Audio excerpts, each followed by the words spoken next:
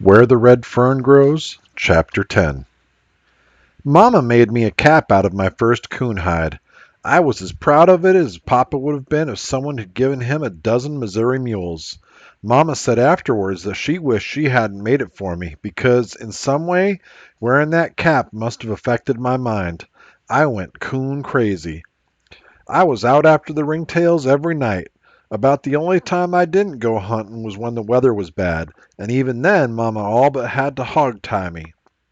What wonderful nights they were, running like a deer through the thick timber of the bottoms, tearing my way through stands of wild cane, climbing over drifts and jumping logs, running, screaming, and yelling, "Woo-wee! Get him, boy! Get him!" following the voices of my little hounds. It wasn't too hard for a smart old coon to fool old Dan, but there were none that prowled the river banks that could fool my little Ann. As Grandpa had predicted, the price of coon skins jumped sky high. A good-sized hide was worth from $4 to $10 depending on the grade and quality. I kept the side of our smokehouse plastered with hides. Of course, I would spread them out a little to cover more space. I always stretched them on the side facing the road, never on the back side. I wanted everyone in the country to see them. The money earned from my furs was turned over to my father. I didn't care about it. I had what I wanted, my dogs. I supposed that Papa was saving it for something because I never saw anything new turn up around our home, but like any young boy, I wasn't bothered by it and I asked no questions. My whole life was wrapped up in my dogs. Everywhere I went, they went along. There was only one place I didn't want them to go with me, and that was to Grandpa's store. Other dogs were always there, and it seemed as if they all wanted to jump on old Dan. It got so about the only time I went to see my grandfather was when I had a bundle of fur to take to the store. This was always a problem. In every way I could, I would try to slip away from my dogs. Sometimes I swore that they could read my mind. It made no difference what I tried. I couldn't fool them. One time I was sure I had outsmarted them. The day before I was to make one of my trips, I took my furs out to the barn and hid them. The next morning I hung around the house for a while and then nonchalantly whistled my way out to the barn. I climbed up in the loft and peeked through a crack. I could see them lying in front of their doghouse. They weren't even looking my way. Taking my furs, I sneaked out through a back door, and walking like a tomcat, I made it to the timber. I climbed a small dogwood tree and looked back. They were still there and didn't seem to know what I'd done. Feeling just about as smart as Sherlock Holmes, I headed for the store. I was walking along, singing my lungs out, when they came tearing out of the underbrush, wiggling and twisting, and tickled to death to be with me. At first I was mad, but one look at dancing little Ann and all was forgiven. I sat down on my bundle of fur and laughed till I hurt all over. I could scold them a little, but I could no more have whipped one of them than I could have kissed a girl. After all, a boy just doesn't whip his dogs. Grandpa always counted my furs carefully and marked something down on a piece of paper. I'd never seen him do this with other hunters, and it got the best of my curiosity. One day, while he was writing, I asked him, "Why do you do that, Grandpa?" He looked at me over his glasses and said kind of sharp, "Never mind, I have my reasons." When Grandpa talked to me like that, I didn't push things any farther. Besides, it didn't make any difference to me if he marked on every piece of paper in the store. I always managed to make my trips on Saturdays, as that was coon hunters' day. I didn't have to stand around on the outside of the circle anymore and listen to the coon hunters. I'd get right up in the middle and say my piece with the rest of them. I didn't have to tell any whoppers for some of the things my dogs did were almost unbelievable anyhow. Oh, I guess I did make things a little bigger than they actually were, but I never did figure a coon hunter told honest to goodness lies. He just kind of stretched things a little. I could hold those coon hunters spellbound with some of my hunting tales. Grandpa would never say anything while I was telling my stories. He just puttered around the store with a silly little grin on his face. Once in a while, when I got too far off the beaten path, he would come around and cram a bar of soap in my pocket. My face would get all red. I'd cut my story short, fly out the door, and head for home. The coon hunters were always kidding me about my dogs. Some of the remarks I heard made me fightin' mad. "I never saw hounds so small, but I guess they are hounds. At least they look like it." "I don't believe little Ann is half as smart as he says she is.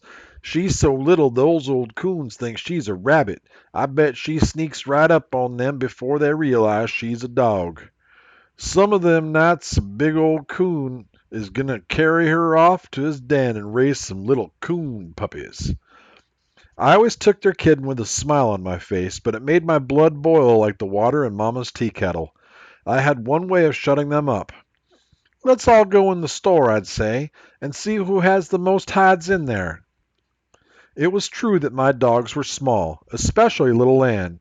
She could walk under an ordinary hound. In fact, she was a regular midget. If it had not been for her long ears, no one could have told that she was a hound. Her actions weren't those of a hunting hound. She was constantly playing. She would play with our chickens and young calves with a piece of paper or a corn cob. What my little girl lacked in size, she made up in sweetness. She could make friends with a tomcat. Old Dan was just the opposite. He strutted around with a belligerent and tough attitude. Although he wasn't a tall dog, he was heavy. His body was long and his chest broad and thick. His legs were short, big, and solid. The muscles in his body were hard and knotty. When he walked, they would twist and jerk under the skin. He was a friendly dog. There were no strangers to him. He loved everyone. Yet he was a strange dog. He would not hunt with another hound other than Little Ann or another hunter, not even my father.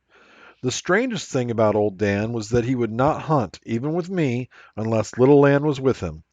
I found this out the first night I tried it. Little Ann had cut the pad of her right foot on a sharp, jagged flint rock. It was a nasty cut.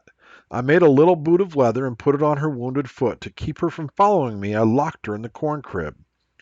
2 nights later, I decided to take old Dan hunting for a while. He followed me down to the river bottoms and disappeared in the thick timber. I waited and waited for him to strike a trail. Nothing happened. After about 2 hours, I called to him. He didn't come. I called and called. Disgusted, I gave up and went home. Coming up through the barn lot, I saw him rolled up in a ball on the ground in front of the corn crib. I immediately understood. I walked over and opened the door. He jumped up in the crib, smelled Little Ann's foot, twisted around in the shucks, and lay down by her side. As he looked at me, I read this message in his friendly gray eyes. You could have done this a long time ago. I never did know if Little Ann would hunt by herself or not. I am sure she would have, for she was a smart and understanding dog, but I never tried to find out. Little Ann was my sister's pet. They rubbed and scratched and petted her. They would take her down to the creek and give her baths. She loved it all. If Mama wanted a chicken caught, she would call Little Ann. She would run the chicken down and hold it with her paws until Mama came. Not one feather would be harmed. Mama tried old Dan once. Before she got the chicken, there wasn't much left but the feathers. By some strange twist of nature, Little Ann was destined to go through life without being a mother. Perhaps it was because she was stunted in growth, or maybe because she was the runt in a large litter. That may have had something to do with it. During the first season, November through February, I was given complete freedom from work. Many times when I came home, the sun was high in the sky. After each hunt, I always took care of my dogs. The flint rocks and saw briars were hard on their feet. With a bottle of peroxide and a can of salve, I would doctor their wounds. I never knew what to expect from old Dan. I never saw a coon dog so determined or one that could get into so many predicaments. More than one time it would have been the death of him if it hadn't been for smart Little Ann. One night, not long after I had entered the bottoms, my dogs struck the trail of an old boar coon. He was a smart old fellow and had a sack full of tricks. He crossed the river time after time. Finally, swimming to the middle and staying in the swift current, he swam downstream. Knowing he would have to come out somewhere, my dogs split up. Old Dan took the right side, Little Ann worked the other side. I came out of the bottoms onto a gravel bar and stood and watched them in the moonlight. Little Ann worked downriver and then she came up. I saw her when she passed me going up the bank, sniffing and searching for the trail. She came back to me. I patted her head, scratched her ears, and talked to her. She kept staring across the river to where old Dan was searching for the trail. She waded in and swam across to help him. I knew that the coon had not come out of the river on her side. If he had, she would have found the trail. I walked up to a riffle, pulled off my shoes, and waded across. My dogs worked the river bank, up and down. They circled far out into the bottoms. I could hear the loud snuffing of old Dan. He was bewildered and mad. I was getting a thrill from it all, as I had never seen them fooled like this. Old Dan gave up on his side, piled into the river, and swam across to the side little Ann had worked. I knew that it was useless for him to do that. I was on the point of giving up, calling them to me, and going elsewhere to hunt when I heard the bawl of little Ann. I couldn't believe what I heard. She wasn't bawling on a trail. She was sounding the tree bark. I hurried down the bank. There was a loud splash. I saw old Dan swimming back. By this time, little Ann was really singing a song. In the bright moonlight, I could see old Dan clearly. His powerful front legs were churning the water. Then I saw a sight that makes a hunter's heart swell with pride. Still swimming, old Dan raised his head high out of the water and bawled. He couldn't wait until he reached the bank to tell little Ann he was coming. From far out in the river, he told her. Reaching the shadows, he plowed out of the river onto a sandbar. Not even taking time to shake the water from his body, again he raised his head and bawled and tore out down the bank. In a trot I followed, whooping to let them know I was coming. Before I reached the tree, old Dan's deep voice was making the timber shake. The tree was a large birch, standing right on the bank of the river. The swift current had eaten away at the footing, causing it to lean. The lower branches of the tree dangled in the water. I saw how the smart old coon had pulled his trick. Coming in toward the bank from midstream, he had caught the dangling limbs and climbed up. Exhausted from the long swim, he stayed there in the birch, thinking he had outsmarted my dogs. I couldn't understand how little Ann had found him. It was impossible to fall the tree toward the bottoms. It was too much off balance. I did the next best thing. I cut a long elder switch. Unbuckling one of my suspenders, I tied it to the end and climbed the tree. The coon was sitting in the fork of a limb. Taking my switch, I whopped him a good one, and out he came. He sailed out over the river. With a loud splash, he hit the water and swam for the other side. My dogs jumped off the bank after him. They were no match against his expert swimming. On reaching the other bank, he ran down river. Climbing down out of the tree, I picked up my axe and lantern and trotted down to another riffle and waded across. I could tell by the bawling of my dogs they were close to the coon.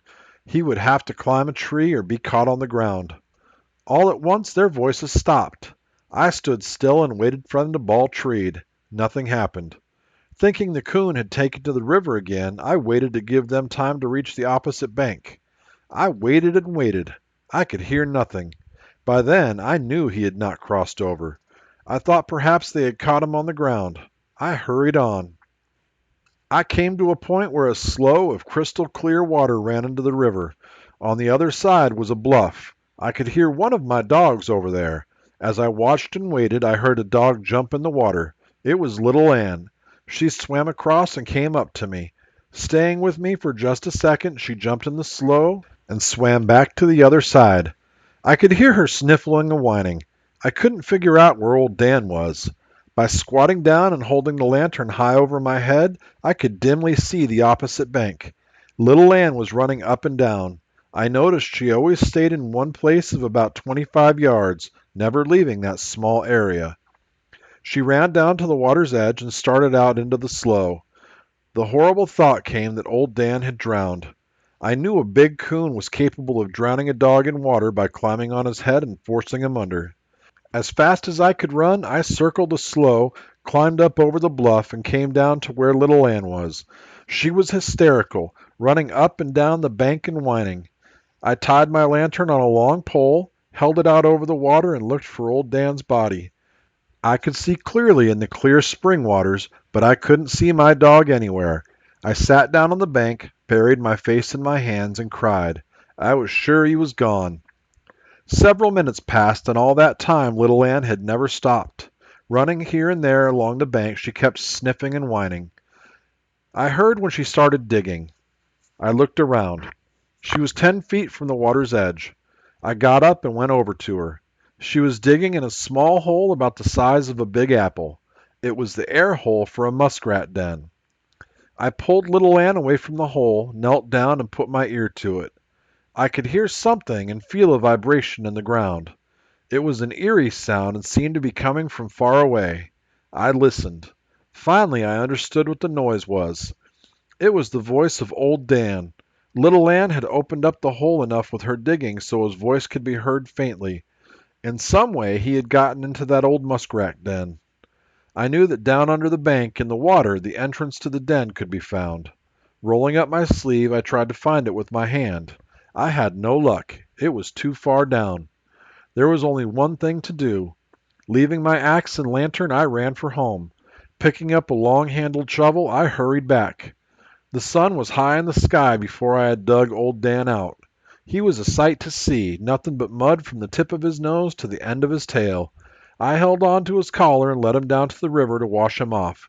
The water there was much warmer than the cold spring water of the slough. After washing him, I turned him loose. Right back to the hole he ran.